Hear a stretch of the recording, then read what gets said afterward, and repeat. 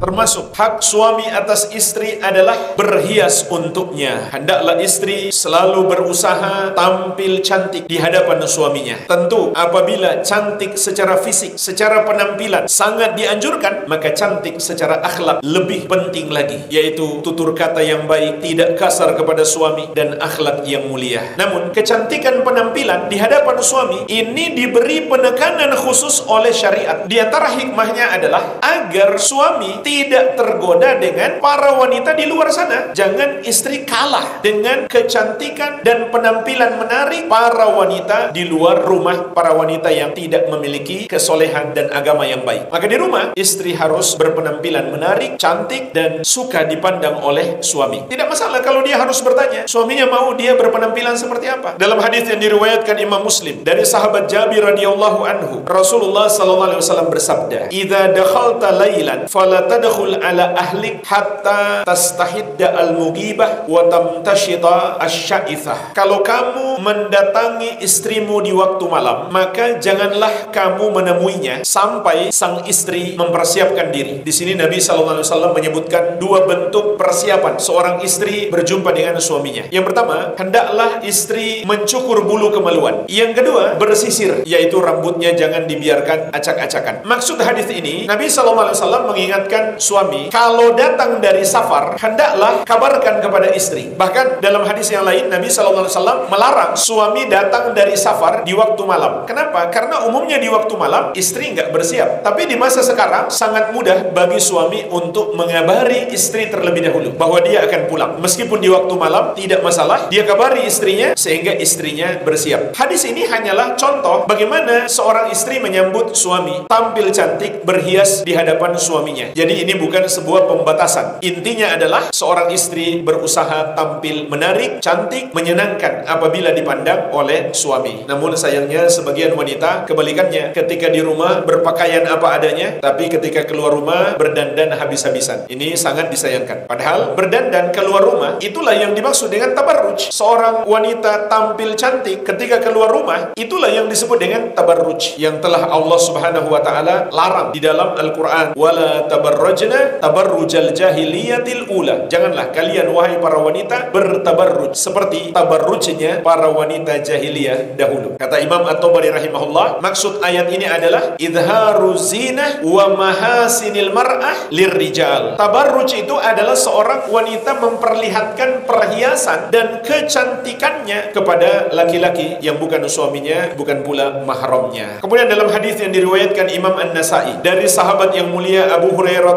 radhiyallahu anhu, Rasulullah sallallahu alaihi wasallam pernah ditanya, "Ayyun nisa'i khairun?" Ya Rasulullah, wanita manakah yang terbaik? Qala, maka Nabi sallallahu alaihi wasallam bersabda, "Allati tasurruhu idza nadhar." Wanita yang terbaik itu adalah yang menyenangkan suaminya tatkala suaminya memandangnya. Wa tuti'uhu idza amar, dan selalu menaati suaminya tatkala suaminya memerintahkannya. Wala tukhalifuhu fi nafsiha wa maliha bima yakrah, dan tidak menyelisihi suaminya dalam dirinya, yaitu diri si istri dan harta istri, dengan melakukan apa yang tidak disukai oleh suaminya. Jadi dalam hadis ini Nabi sallallahu alaihi wasallam menyebutkan tiga sifat wanita terbaik. Yang pertama, menyenangkan tatkala dipandang oleh suami, penampilannya menarik dipandang oleh suaminya. Yang kedua, selalu menaati suami. Yang ketiga, tidak menyelisihi suaminya, baik pada dirinya maupun pada hartanya sendiri. Jadi termasuk hak suami atas istri adalah istri berhias untuk suami, tampil cantik, menarik di hadapan suaminya.